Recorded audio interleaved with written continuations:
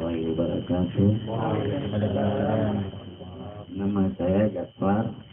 Nah, saya mohon penjelasan dari Tuan Guru. Yang pertama yang ingin saya tanyakan, isi kalimat hu. Yang kedua, sujudnya Nabi Ibrahim alaihissalam. Yang ketiga, seandainya kita kurban, boleh apa tidak kita memakan daging kurban tersebut? Sekian, terima kasih. Wabillahi taufiq wal hidayah. Assalamualaikum warahmatullahi wabarakatuh.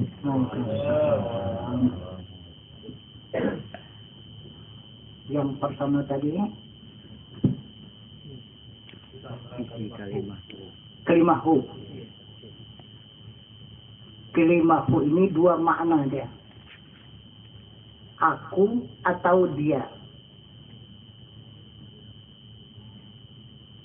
Kalau diambil makna aku, itu pengakuan Allah sendiri. Kalau dia Allah itu menunjukkan rasulnya.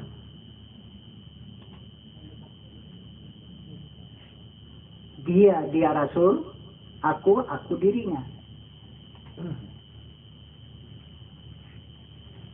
Jadi Allah telah menjelaskan kepada hamba, huwal awalu, huwal akhiru, huwal zahiru, huwal batinu. Allah jelas dia menyatakan dirinya. Dia yang awal, dia yang akhir, dia yang zahir, dia yang batin. Kenapa maka ada timbul pengakuan kita? Dari mana itu? Dari mana pengakuan kita itu? Sedangkan itu jelas sekali sudah Allah mengatakan dalam Al-Quran. Yang awal dia, yang akhir dia, yang zahir dia, yang batin dia. Nah, tak ada yang lain.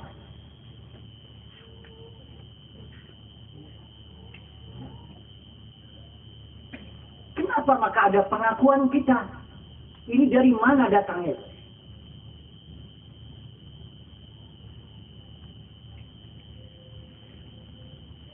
Nah, itu maka kata Tuhan tadi itu adalah orang yang merampas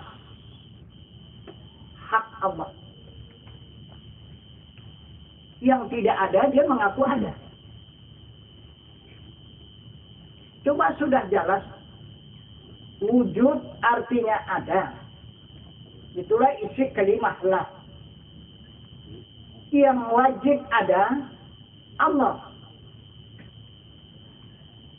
Selain daripada Allah, mustahil ada. Jika masih juga mengaku ada, syirik. Menimbangi adanya Tuhan. Nah, coba. Kenapa ini kelima yang kita ucapkan, la ilaha illallah, tidak kita akui? Allah menyatakan dirinya di dalam Al-Quran juga tidak kita akui. Di mana ini sekarang kesalahan?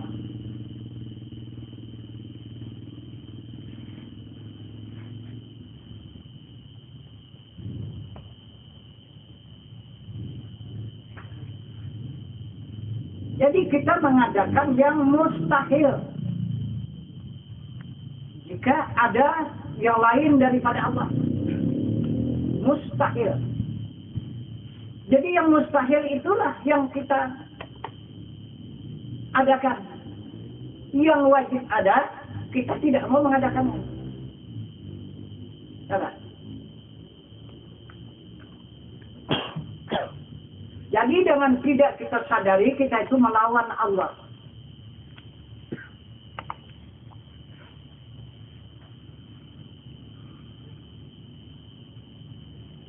Itu yang dimaksud huwal awalu, huwal akhiru, huwal zahiru, huwal batinu.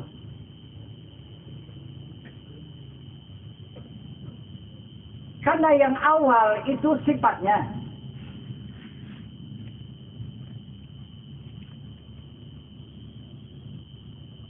Mana sifatnya? Yang menjadi nyawa bagi diri manusia. Akhirnya itu asmanya. Yang menjadi hati diri manusia.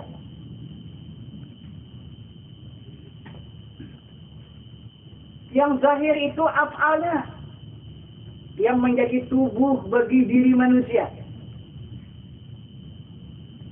Yang batin itu adalah zatnya, dirinya. Yang menjadi rahasia bagi diri manusia. Itu. Itulah huwal awalu, huwal akhiru, huwal zahiru, huwal batinu. Awal sifatnya, akhir asmanya, zahir af'alnya, batin zatnya.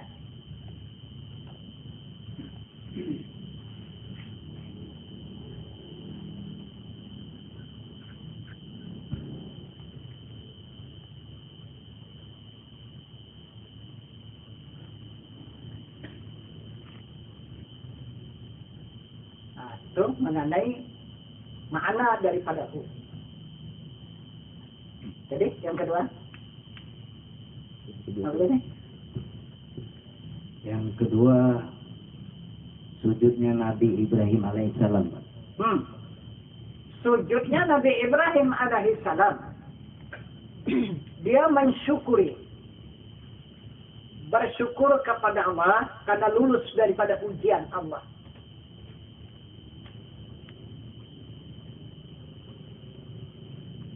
Karena selamanya dia tidak pernah sujud. Kenapa tidak pernah sujud? Karena tidak tahu tempat sujud. Bukan macam kita. Kita yang tak tahu sujud pun ya sujud juga. Lebih banyak yang tak tahu sujud ikut-ikutan orang. Orang sujud ikut sujud. Ibrahim tidak. Tidak dia sujud. Sebelum dipertunjukkan Allah rahasia sujud, barulah dilakukannya itu sujud. Nah, sudah dia tahu kemana tujuan sujud, rahasia sujud, tidak pernah ditinggalkannya lagi. Baik, tidak pernah ditinggalkannya lagi. Tetap dia sujud. Kemana saja dia berada. Nah, sujud tetap diutamakan. Kepada kita sujud itu adalah syukur. Sujud itu mensyukuri nikmat Allah Subhanahu wa taala. Itulah sujud. Supaya kita mendapat tambahan nikmat dari Allah. Sesuai dengan janji Allah, la in syakartum la azidannakum. Barang siapa yang mensyukuri nikmatku niscaya aku tambah lagi. Itu kata Allah Subhanahu wa taala. Tapi siapa yang mengingkarinya? Daripada nikmat Allah, wala in kafartum inna azabi lasyadid. Jika kamu mengingkari nikmatku, sesungguhnya azabku yang amat pedih. Itu ancaman Allah Subhanahu wa taala bagi hamba yang tidak mensyukuri nikmatnya. Apa nikmatnya? Dirinya. Berapa persen orang yang bisa mensyukuri nikmat Allah? Kalau nilai sekarang belum tentu ada 5%. Di antara umat Islam yang banyak belum tentu. 5% yang bisa mensyukuri nikmat Allah itu. Artinya nikmat itu dirinya. Sedangkan kenal pun tidak kepada dirinya. Macam mana mensyukurinya, macam mana menerimanya. Nah itu. Nah itu maka perintah Allah itu. Yang awal pertama serahkan dirimu kepada Tuhanmu yang hidup, yang tiada mati. Supaya dapat mensyukuri dirinya itu. Supaya dapat mensyukuri nikmatnya. Nah itu. Itu yang dimaksud oleh Allah Subhanahu wa taala. Itulah yang dilakukan oleh Ibrahim untuk melakukan sujud karena dia bersyukur, berterima kasih lulus dia daripada ujian Allah Subhanahu wa taala untuk menegakkan agama Allah di muka bumi ini.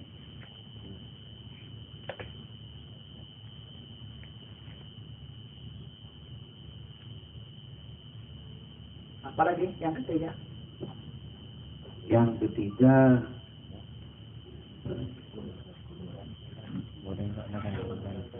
seandainya kita ikut berkorban, bisa tak kita makan daging tersebut? Korban. Itu tengok korbannya. Macam mana cara berkorbannya? Kalau korban itu kita potong sendiri, tak boleh kita tinggal. Semua habis diberikan.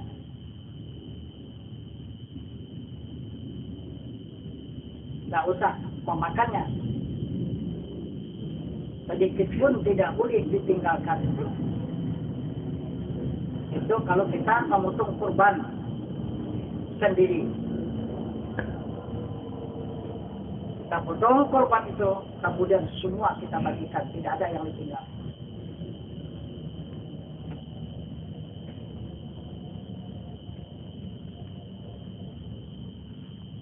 Yang kedua adalah kurban yang diserahkan kepada panitia.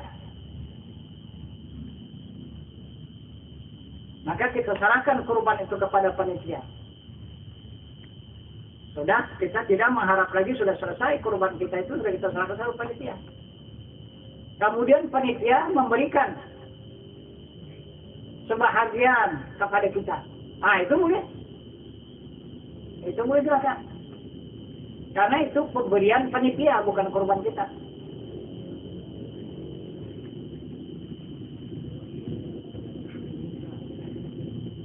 Itu sudah pemberian dia.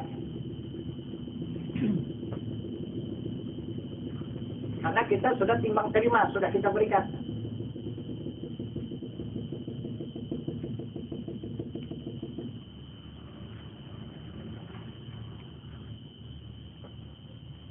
Itu kalau kurban.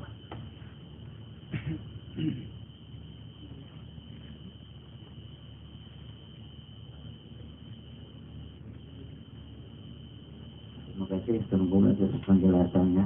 Iya. Kalau bisa saya ingin bertanya meneruskan pertanyaan kemarin, Iya. yaitu artinya Pak Al-Fatihah. Iya. Mohon penjelasan Pak Guru kalau bisa. Terima kasih. Kalau apa yang dimaksud ini Fatihahnya apanya? Makamnya kah? Makamnya Pak. Atau bacaannya ataupun maknanya. Kan banyak nih Fatihah ini. Tapi kalau makamnya itu tidak dapat diumum. Itu adalah untuk khusus. Tidak dibenarkan itu diumum, disampaikan itu makam itu. Makam Fatihah. Apa sebab? Karena makam Fatihah itu banyak orang mempergunakan salah. Dibawa ke dunia. Itu makam Fatihah itu bisa jadi kebal, bisa jadi kuat. Dipergunakan untuk merampok, mencuri dan sebagainya. Kan? Jadi rusak. Padahal itu umul kitab. Padahal yang sebenarnya itulah dia diri daripada salat. Itulah Fatihah. Kalau tidak ada Fatihah itu tidak ada salat. Itu maka Fatihah bukan Al-Quran. Fatihah itu adalah ibunya daripada Al-Quran. Itu maka tidak diwahyukan oleh Allah kepada Jibril. Kalau diwahyukan Allah kepada Jibril, terbakarlah Jibril itu. Tak sanggup Jibril itu menerima Fatihah itu. Itu maka dipanggil langsung Nabi kita Muhammad SAW untuk menerima Fatihah itu. Itu.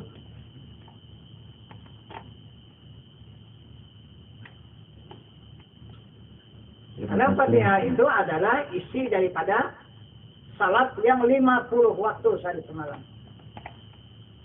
Itu maksudnya.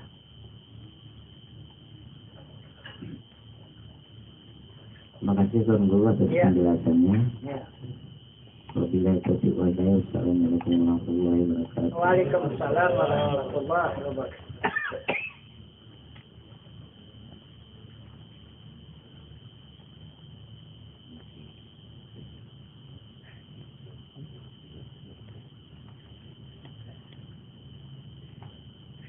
Mohon izin Tuan Guru mau tanya. Ya. Ingin saya tanyakan, di hati itu kadang-kadang ada rasa sedih, ada rasa gembira, ada rasa benci, ada rasa senang. Ini mohon penjelasannya, petunjuk. Dan kadang-kadang ada juga sifat-sifat iblis itu yang datang seperti ria, benci. Apa obatnya ya Tuan Guru? Terima kasih. Itu adalah menunjukkan adanya ruhani. Nah, itu bermacam-macam rasa yang dirasakan oleh ruhani itu. Karena dia merasa bangun, merasa senang, merasa susah, merasa benci, merasa nikmat, merasa azab, dan sebagainya. Banyak di situ, karena disitulah tumpunya setan dan iblis dan jin. Nah, itu rohani. Nah, jadi dua diri itulah yang wajib dibuka. Itulah kata Allah, selimut Muhammad. Itulah selimut orang yang beriman. Jika tidak dapat kita meninggalkan selimut itu, tidak akan keluar iman itu. Jika dapat meninggalkan selimut itu yang dikatakan oleh Allah kepada Nabi kita Muhammad SAW sebagai contoh tauladan, ya ayyuhal muddatsir qum fa'anzir. Ini yang dimaksudnya.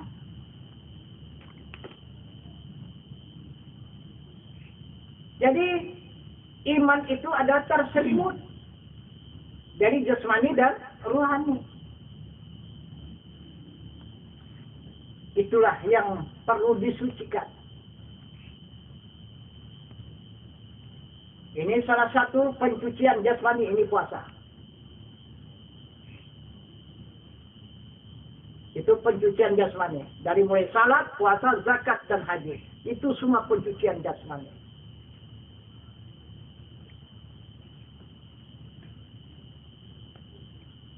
Pencucian rohani itu zikrullah. Itu pencucian rohani. Itu yang dimaksud oleh Allah, sumaya talinu juluduhum wa qulubuhum ila zikrillah. Maksudnya tetap kala masrakanlah. Nah, sudah masa tetap lagi. Dari mulai kulit kamu, daging kamu, urat kamu, tulang kamu, sumsum kamu, dan hati kamu zikir Allah. Nah, maka bersihlah rohani tadi. Hanya tinggal Allah. Sesudah timbul Allah, baru timbul iman. Baru timbul nurani. Nah, itu nurani itulah diri yang suci. Itulah yang bisa menghadap kepada Rabbani. Kalau diri rohani tak bisa menghadap kepada Rabbani, terbakar. Apalagi diri jasmani. Diri jasmani contohnya Nabi Musa menghadap kepada zat Allah, terbakar di Bukit Tur Sina. Kemudian diri rohani contohnya Malaikat Jibril sampai Sidratul Muntaha, terbakar. Yang tidak terbakar adalah nurani, itu Nabi kita Muhammad SAW. Karena tidak terbakar Nabi itu melewati alam nurani itu, karena dirinya alam nurani. Nah, itu menyatu dia ke alam nurani itu. baru dia menghadap kepada Rabbani. Itu contoh tauladan yang sudah dipastikan oleh Allah Subhanahu wa Ta'ala. Jadi kalau kita hanya berpedoman syariat saja, tarekat saja, tidak kita tembuskan kepada hakikat dan ma'rifat, sudah, bakal neraka lah itu. Itu semua terbakar. Contoh tauladan yang sudah dipastikan terbakar semua. Arti terbakar maksudnya neraka. Itu maka dari sekaranglah kita berusaha bagaimana mensucikan alam jasmani dan alam rohani supaya timbul alam nurani. Itu. Karena itu yang dijadikan Allah Subhanahu wa Ta'ala suri tauladan adalah nurani. Itu. Itulah Nabi kita Muhammad sallallahu alaihi wasallam. Itu maka Nabi itu suci, maksum. Karena dia nurani. Jadi walaupun berbentuk seperti manusia, tapi nurani. Kita pun demikian. Kalau bentuknya tidak bisa hilang, tetap bentuk ini manusia. Tapi kita tidak ada merasakan rasa manusia itu lagi. Yang kita rasakan adalah nurani. Itu.